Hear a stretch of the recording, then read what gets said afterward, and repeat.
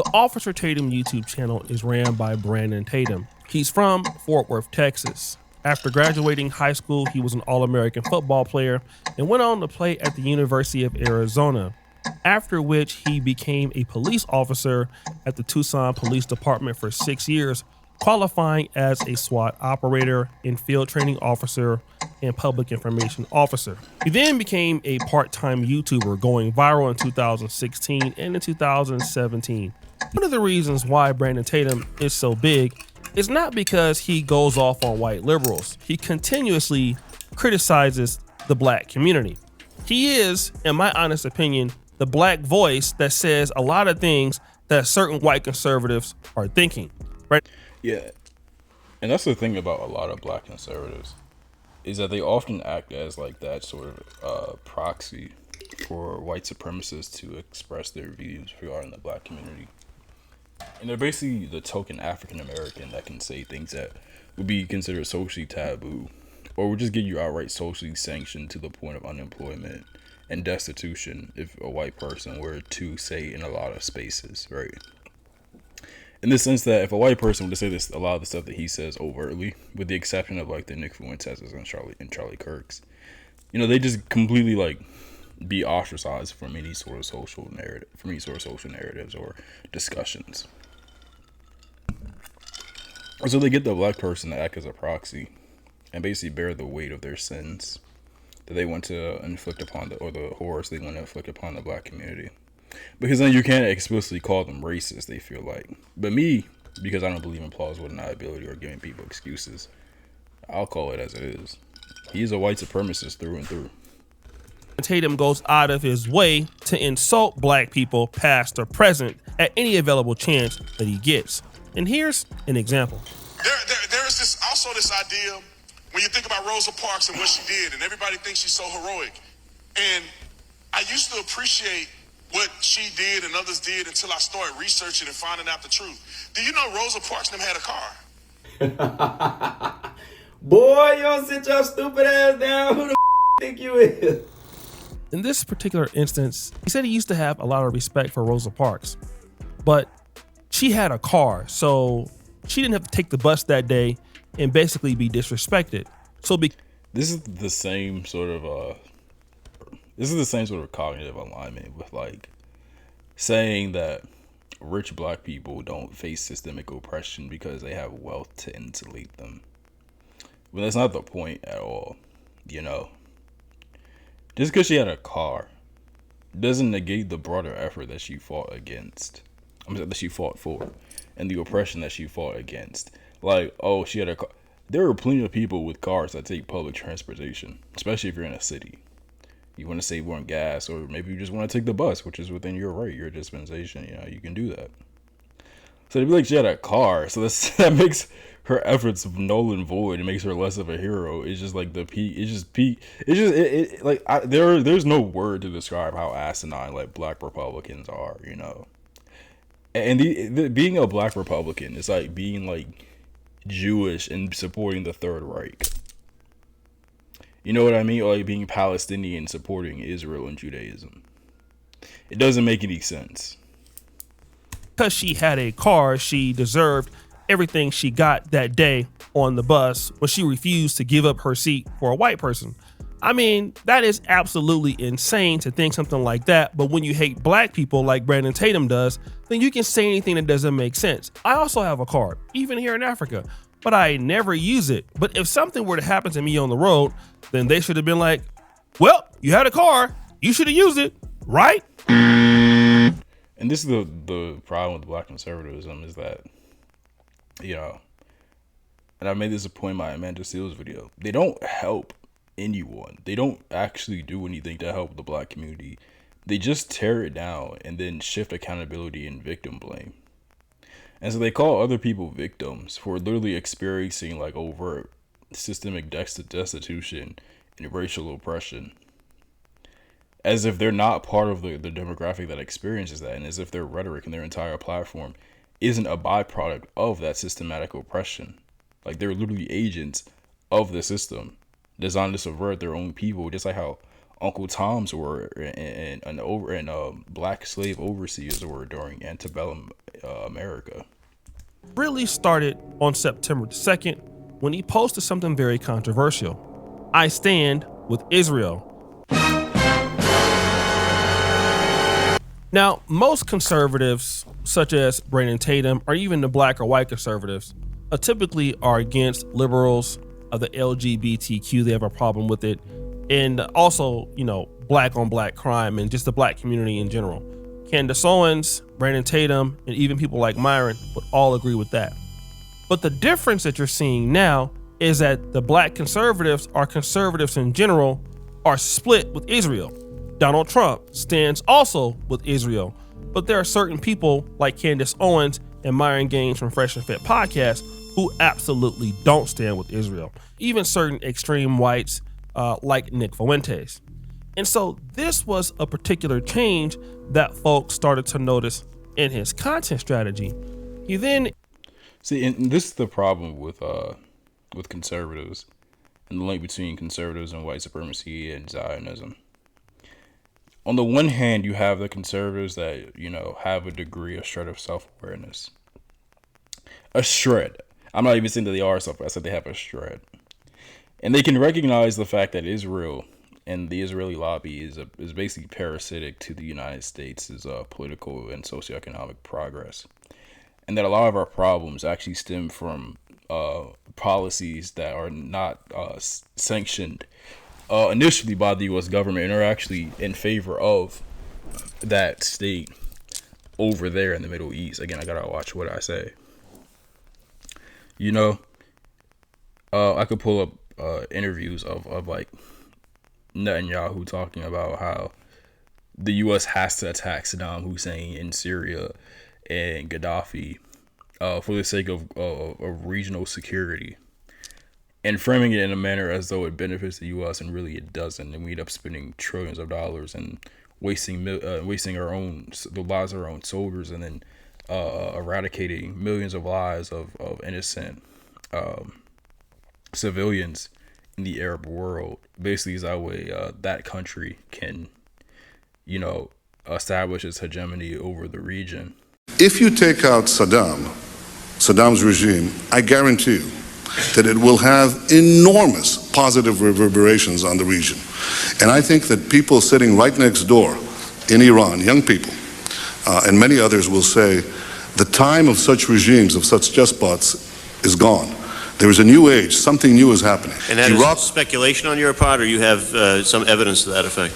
I was asked the same question in 1986. I had written a book in which I had said that the way to deal with terrorist regimes, with terror, was to deal with the terrorist regimes. And the way to deal with the terrorist regimes, among other things, was to apply military force against them. The way we did in Afghanistan. The way, for example, I want to answer your question. Well, I guess I'm running out of time, so I quickly was trying to get there. We've done, I think, what you proposed in Afghanistan, yet I haven't seen that sort of neighborhood effect. Well, I think there's been an enormous effect.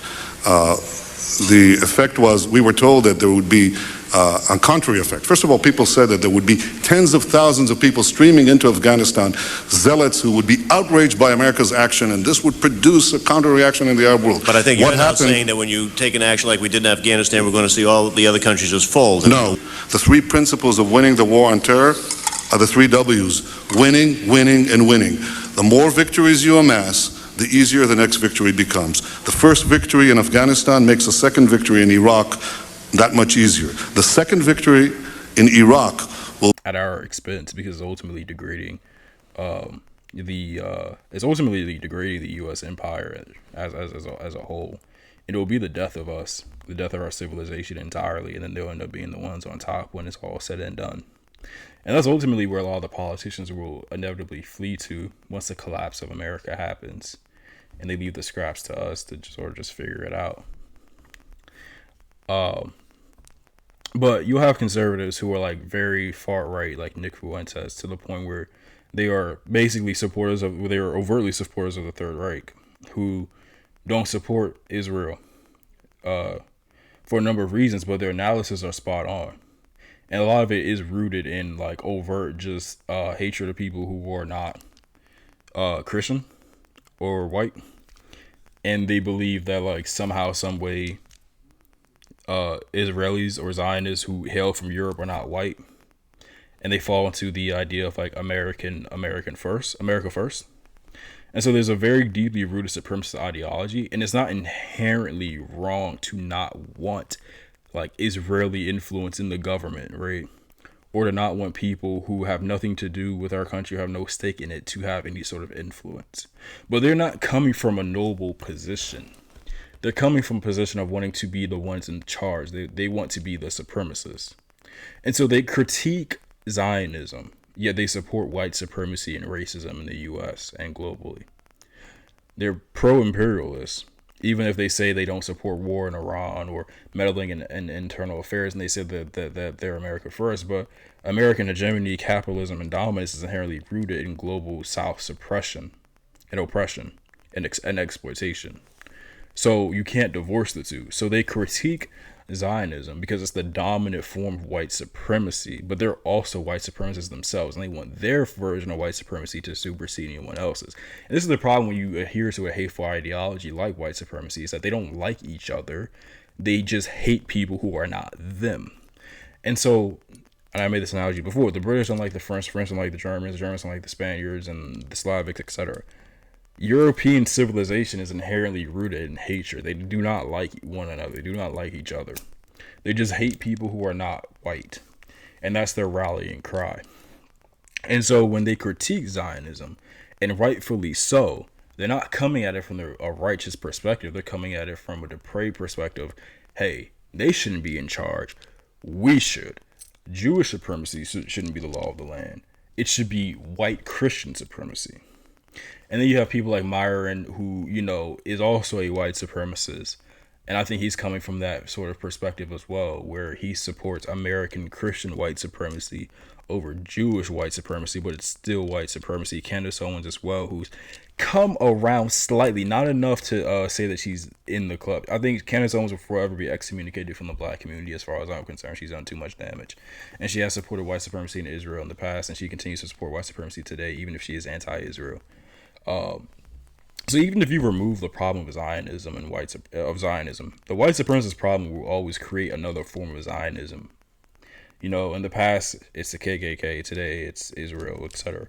There will always be that overarching threat. They're just mad that it's not an American one.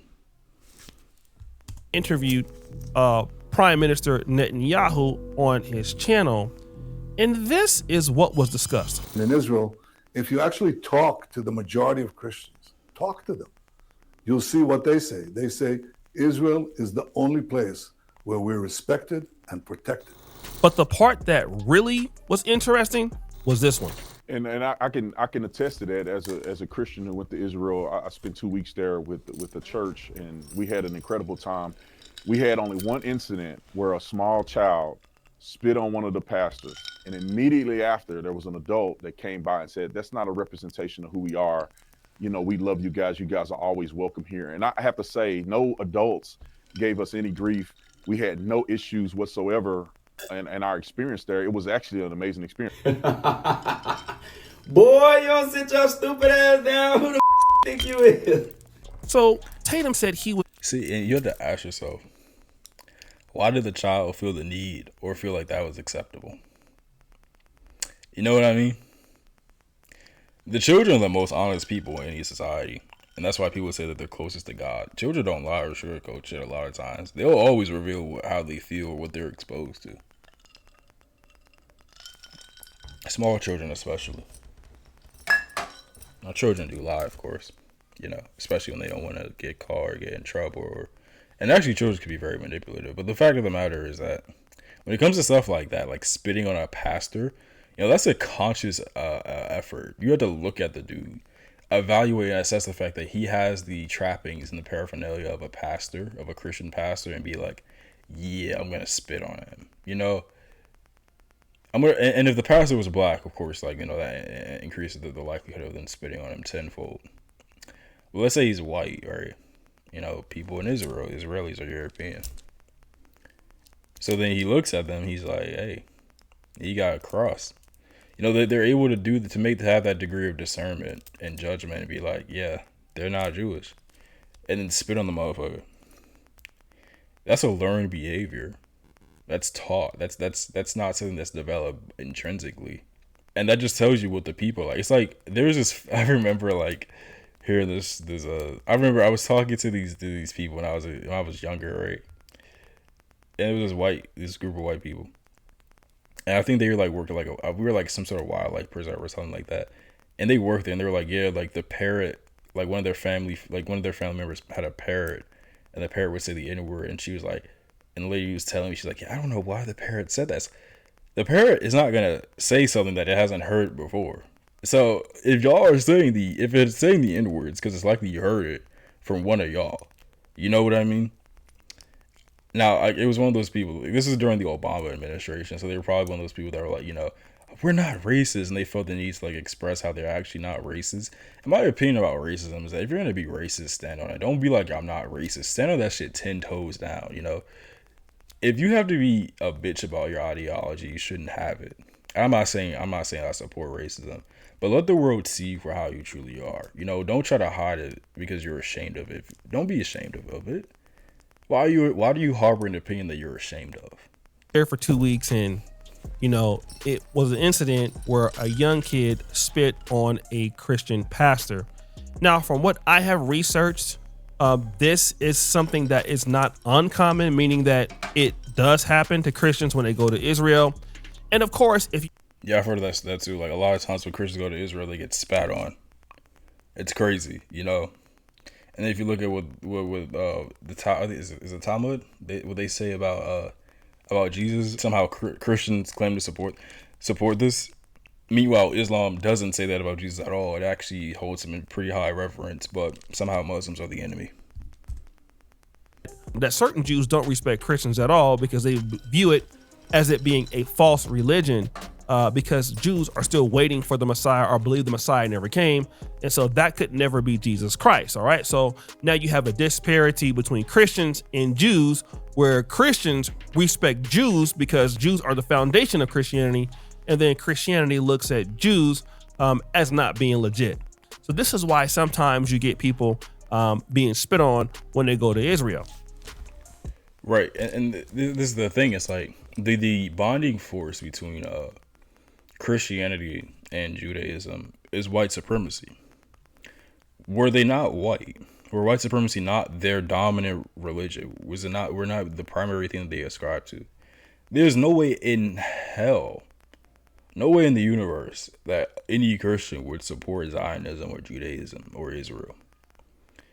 If Muslim countries who have a high degree of brown people and non-white presenting people if they had the exact same disposition towards Christians,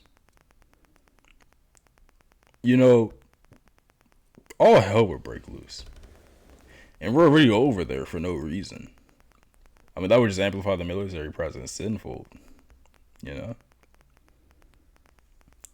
But in the one country where Christians are actually being targeted, they don't say anything about it. The white Christian, a lot of the white Christians don't. They actually support Israel, especially the boomers. They've been conditioned to do so. Even black boomers, I know black boomers who support Israel. Because they've been conditioned to do so. They don't think beyond their perception, their myopia. They don't think beyond their conditioning. To them, how they've been taught to see the world is how it is. It is not a matter of that they can't. It's that they choose not to. It's overt because you can present them with all the information. They can see and they can synthesize it. And they can even acknowledge it, but they still go with their disposition because of their malicious dissonance. And this is why I say it is malicious, because they know better. They know the facts. They know the numbers. They know the history. And they're still pro-Israel.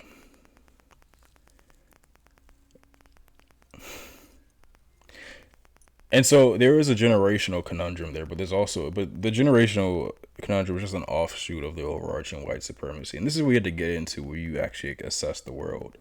White supremacy is their God. It's the reason why they make all of their gods in the likeness of a white man, whether it's Jesus Christ or anybody else.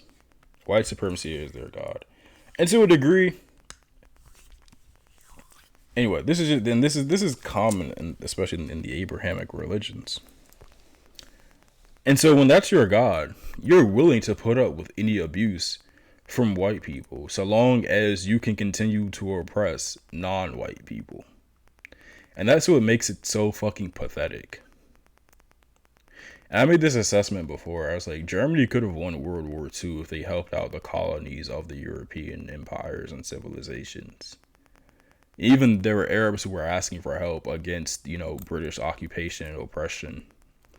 And the Germans refused to help them until it was too late. They finally did offer aid, but by that time World War II had already started. Their forces were stretched thin. It was a disaster for them at that point, and they were pretty much destined to lose. But if they had helped the Arabs off rip before the war even started, by supplying them with the necessary munitions, or if they supplied the colonies in Africa and the global South Asia with the appropriate munitions to help them in the political support and didn't spread their racist rhetoric, they could have won the war. They could have helped. They could have rallied the colonies under them and fought against imperialism and oppression. But they didn't want to fight against imperialism and oppression. They wanted to be the ones doing the imperialism and oppression. Now, it's not the same thing as them saying that they wanted to conquer the world, because they actually didn't to a degree, right? And that's a lot of that. The idea that the Germans, the Reich, wanted to conquer the world is a westernized myth to fearmonger. But they did have a vested interest in the continuance of white supremacy, and so why they spread pro-German ideologies, just like how they do today, where it's like, America first. America first is basically white people first. It has nothing to do with all American citizens. And pro-German propaganda, yeah, they did believe that Germans were the master race, but above that, they believed that white people in general were the master race. That was a core tenet of their philosophy, and that is ultimately what led to their ruin. And the reason why now they were a colony of that country in the Middle East and don't have their own sovereignty. It's why 12 of their candidates for the election got assassinated recently. The same way that Mexico did, where 30 candidates got assassinated, and then Claudia Sheinbaum, Google her last name, ended up becoming president of Mexico. So you're seeing the trends, you're seeing the patterns.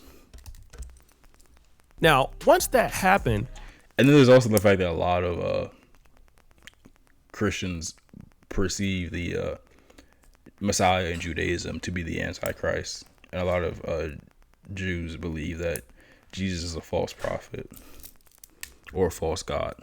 Being said, they felt that Brandon Tatum, during this entire interview, that Brandon Tatum gave a softball interview to Netanyahu, not really answering a lot of tough questions. And whenever he did ask questions, it was already pre-made with basically a lot of bias towards Palestine. Some of the news outlets are just pitching lies every day. The emaciated children with no rebuttal. Let's see what Netanyahu says to this. They're lying about a genocide. They're showing all these videos. That this is why I wanted to do this interview and get it out there, because I have not seen a legitimate video of some of the starvation claims. So if you can see here, before he even allows Netanyahu to answer the question, he's already, pretty much protecting him from a negative response. So when Netanyahu responds, basically he'll have an opportunity to address it very easily. Okay, and Netanyahu, you can literally Google the emaciation and the starvation, the mass murders. I see it all the time against my will. I will be scrolling on an app, especially like Twitter. It just pops up. It's inescapable what they're doing. And this is my problem with even like the Nick Fuentes who support, who are anti-Israel. They'll seldom talk about what's actually happening in Palestine, right? They get into like how again like Israel's policy and influence in the U.S., right, and what they're doing here and how unethical and how atrocious it is. And then when it comes to what's happening to the Palestinians, they'll use their suffering for political points, right, for moral brownie points, but they don't actually care about what's happening to the people. They just sort of see it as like a political tool. and a way to garner extra support from people who might give a shit, but they don't actually care, because they would do the same thing if they were in Israel's position. Will respond that, hey, we've been at war with Iran and people have been attacking us, basically saying that, hey, Israel is on the defensive and we don't do these things that people are saying.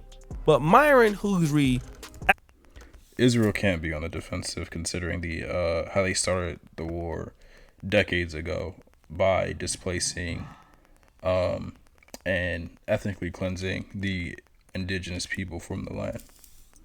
acting to the video, is going to point out this. At these prisons, they torture the Palestinian guys. They them. They do horrible things to them, right, to demoralize them. Some of it was caught on video, okay? When it was caught on video, obviously it went viral and it put pressure on the Israeli government to arrest the soldiers involved. When the police came to arrest the individuals that were graping these Palestinian prisoners, these crazy people broke into the military bases and tried to stop the soldiers from, tried to stop the police from arresting the soldiers. So in other words, these guys are saying, yo, it's their right, prisoners of war. It's their right to do this to these Palestinians. They're protesting to push more grape. So Myron, never ever Google what 61% of Israeli men believe. Never ever Google what 61% of Israeli men believe. And Myron, he's not an innocent man either. He actively spreads white supremacist dogma. But he just happens to be right on the money this time. saying allegedly there's a video out where you had people in the Jewish military that were basically assaulting these Palestinian men, and doing so by forcible clapping, right? And then when those guys Forcible clapping is insane. got fired or arrested, they were trying to protect these guys. And if that video is out there and it's accurate, it would disprove that what Netanyahu is saying, that in fact these things are happening, that Israel is doing at least certain things to Palestine that they don't want to take credit for. And that video is out there. I've seen it. I saw them protesting. I saw them damn near rioting because they didn't allow soldiers to have their way with innocent Palestinian prisoners. This is actually one of the funniest stories that I've seen all week, okay? So this guy is a YouTuber who never used to talk about the Israeli regime. Like, literally not at all. And then out of nowhere, like a month ago, he started doing Zionist propaganda. And it's really weird. It happened to coincide around the same time that it was revealed that the Israeli regime was spending hundreds of millions of dollars on Hasbara, on influencers, and in the media, like Google, how they spent $50 million there, in order to try to change the narrative, because people in the West, especially in America, not only oppose the Israeli regime is carrying out in Gaza, but they're starting to have an unfavorable view of Israel in general. Brandon Tatum is involved in what is known as Hasbara, okay? And so now Israel is spending a lot of money basically trying to get people back on their side. Netanyahu is doing a lot of interviews with... And it's always the black people that they use for these operations. It's always the black people they use for these operations, especially with General Langley when it came to Burkina Faso. Whenever they want to push an imperialist or white supremacist and they're intrinsically linked narrative or agenda, they always use black people to do this, to be like, this is socially acceptable. And y'all motherfuckers who adhere to this, sell your souls if you even had one in the first place. I don't believe you can sell what you don't have. I don't believe that you can become something that you're not. So they never had a soul to begin with. For capital gain, for money. Because at first and foremost, their God is white supremacy, and second is money. All of their religiosity, when it comes to scripture, when it comes to text, when it comes to, ideologies and spirituality, when it comes to to any sort of theology, I should say, that all comes secondary to first white supremacy and second the dollar. And people like this who betray their own people like Officer Tatum and Matt Nuclear, this reveals that they are literally just white supremacists and self-hating Negroes. They don't care about helping the black community. Israel doesn't do any shit for the black community. They just care about supporting white supremacy. They care about proliferating the narratives. Maybe it satiates their ego. You know, it gives them a feeling that what they're doing is right, a sense of belonging or connection. Maybe they were ostracized and isolated from the black community, but maybe they were isolated from the black community and ostracized because of the fact that they harbor these harmful views. And people can tell. A lot of times people can tell, you know, it's intrinsically you'll get like this inclination, this sort of a red flag that is sort of alert that, you know, these people are not to be trusted. And you can tell. And I'm someone who has faced ostracization myself. Socially, I would never turn against my own people, especially not for money and paper. You know, have a fucking soul, have some damn integrity. And these people don't. And he mentions that Officer Tatum was apparently a cop, and a lot of cops actually receive training from Israel, especially NYPD. They go over to Israel, or Israeli assets and individual and trainers will come to the U.S. Mostly they go over to Israel, and they receive training on how to brutalize black people. You know, I hate people like this. They're so fucking evil for no reason. A bunch of influential YouTubers, and so the idea is that Brandon Tatum all of a sudden is being paid a lot of money to basically push this pro-Israel narrative, and he's not doing it because he really believes it. He's doing it because he's been paid to do so. And that's the problem with white supremacists and capitalists. They don't have any scruples or morals, so they're willing to do anything for the dollar. But I think people like this genuinely do believe in it. I know there are a lot of people who don't, who support Israel, but they don't actually believe in Israel. But people like this, they do. They genuinely do. The Matt Nuclears, the Officer Tatums, they genuinely do stand with Israel. Israel is the apex. I'm sorry, not the apex. Israel is the final form of colonialism, right? Or the last iteration of colonialism, I should say. And they are a couple of centuries late to the party in terms of like just genuinely like ethnically cleansing an entire nation state, an entire nation state for no reason.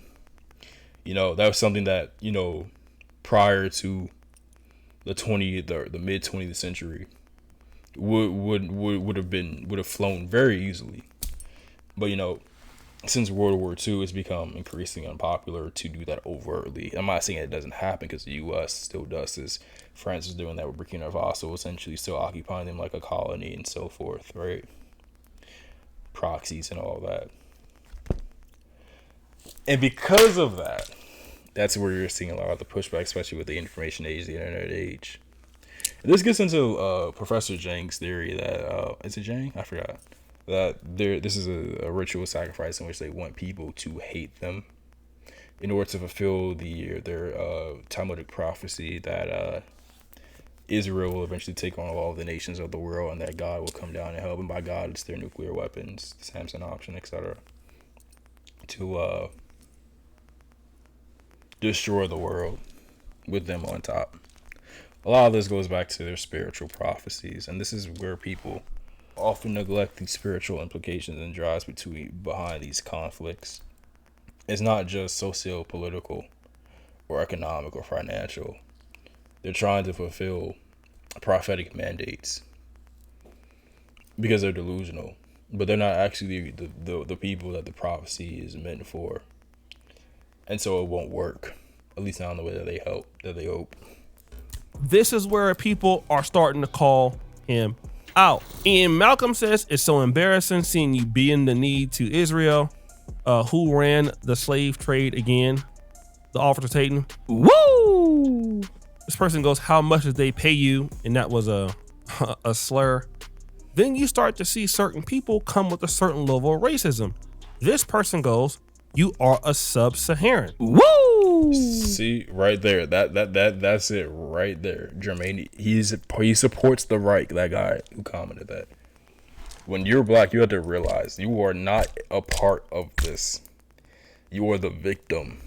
You are the victim, and you are trying to act as the oppressor. Make that shit make sense. Which goes back to the fact that the victims often become the oppressors, but that's a different syllogism especially when it comes to situations like this. This is just stupidity.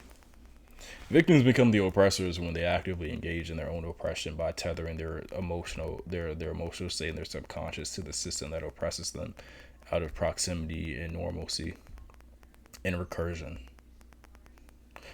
And that's how victims oppress themselves and oppress others. This is just stupidity. Yeah, it is intrinsically linked. However, you're just a dumbass. Now, Ian Smith Sr., you are an effing maggot, right? With an M, but take off the M and put in another word, and then that's a slur, right? You can guess what that is. Down, and he posts this: keep going until the job is done. Now, even Myron gets involved, right? So Myron comments on X supporting the Jews as an L, Brandon. They're going to use you to push their Hespire, which is their agenda. You are dumb. Word to them, okay? Wake up, bro. Brandon says, bro, I have common sense, unlike you. Woo! We will debate soon enough. Now we start to see a lot of the racism. Oh, we about to see two self-hating Negroes go at it? Let me grab my pocket. I can't wait for that. Let me in that shit. I will cook both of them. I will destroy both of them.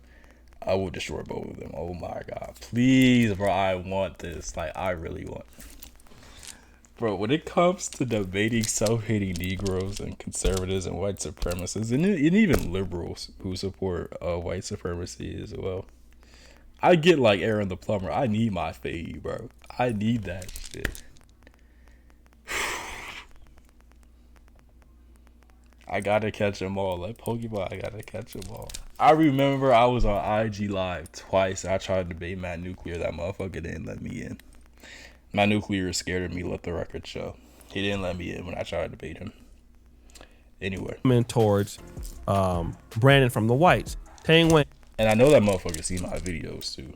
I know he seen my videos. He didn't want to debate me. But it's cool. It's cool. A motherfucker starts speaking facts. And suddenly they start shriveling. And suddenly they're nowhere to be found. This a chilling portrayal of a typical house in, right? Look at this clown. They grew up in an empty building, and this little wussy's calling me let me just say, monkey for supporting it. A little dude who's been a fraud his entire life calling names. Stop it. This is Dan Brazilian, and he says, cheering for deleting children isn't cool, you dumb primate or monkey, okay? Now again, Dan Brazilian, hey, he hangs out with some black dudes like Myron from Fresh and Fit. I mean, hey, listen, if you don't like what he's saying, again, that's cool. But then now you're calling Brandon Tatum a monkey, right? And then now this is something that, we talk about racism, white supremacy, and how this don't really exist anymore. And now here's Brandon Tatum. He's getting it right from the fan base that basically he's built over the years. They are now. See, this is what I said. White supremacy is rooted in hatred. They do not like each other. They just hate other people. And when you turn against them, against the agenda, especially if you're black, you are going to get the full force of their vexation and ire and venom and spite. It is going to be a horrible day for you. Candace Owens got the same treatment.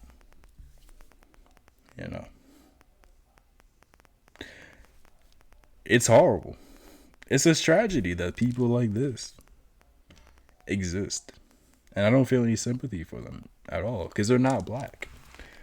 Officer Tatum, Myron Gaines, people like that are not black.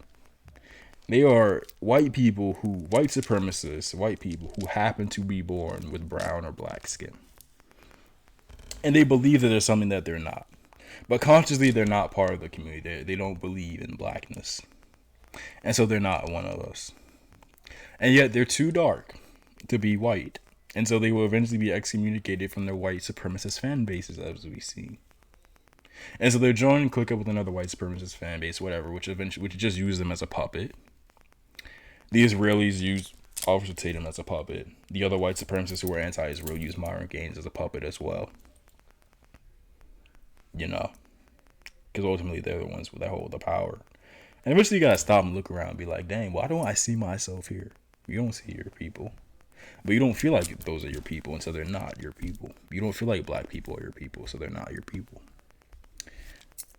And so you're not one of us, and you're kind of in this limbo stage. And any black person who's willing to accept the Officer Tatums, the Myron Gaineses, and the Candace Owens back into the community, you're a traitor as well.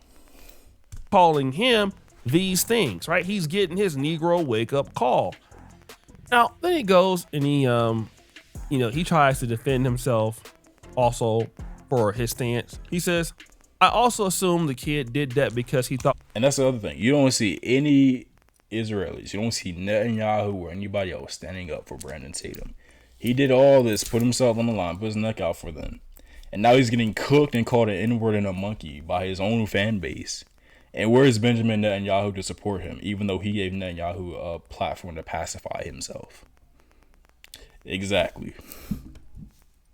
Also, for his stance, he says, I also assume the kid did that because he thought we were Christians. However, I don't really know. We had regular clothes on walking around Jerusalem. He made a lucky guess. Thousands of people. We were around and had no issues. We couldn't go nowhere near Gaza. Wonder why. This is him blaming Gaza's a war zone. Palestine. And he also says the kid spat on the pastor who was with me, who had been to Israel over 40 times.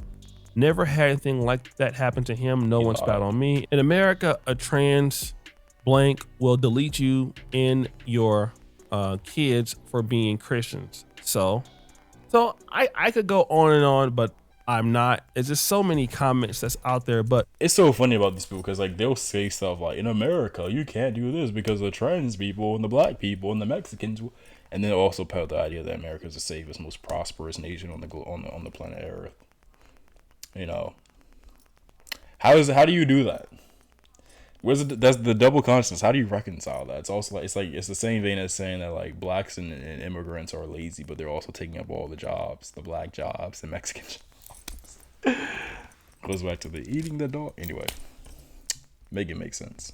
The reality is that Brandon Tatum basically received his Negro wake up call. Yeah, he did, and it just goes to show you that the moment you start saying something that nobody likes in that community, they will start talking down on you. And I hope this is a lesson for Brandon Tatum. He might not get it, but like I said, if you gotta leave people like this where they are. They are not part of us. They have soul. They never had a soul to begin with, and they're okay with that. And they're okay with where they are. We need to leave them with that. We have no business talking to these people, integrating with these people, having any business with these people. Don't let them into the community. They're not welcome to the cookout. When they eventually come back around, it will always be performative. It's always performative. Candace Owens is a prime example of this. Do not let them back in. They will ruin everything. have to keep selling out. And for the guys who thought that he wouldn't sell out, he already sold the black community out, right? You can't sell out if you were never a part of it. He's not a sellout. He is what he is. He is what he is. He's not one of us. And I'm ended on this. You cannot become something that you are not already. A caterpillar can only become a butterfly. You know what I'm saying? It can't become a zebra or something else. It can only become what it already is. And so people are the exact same way. How you are is how you will be. Whatever inclination, subconscious proclivities you were born with, that's what you will be. And if you don't have the desire to change, to acknowledge your free will, because people like this always like to talk about accountability and free will, especially when it comes to the black community and black crime, you can't change, and they don't want to because they don't see a reason to, because they're evil.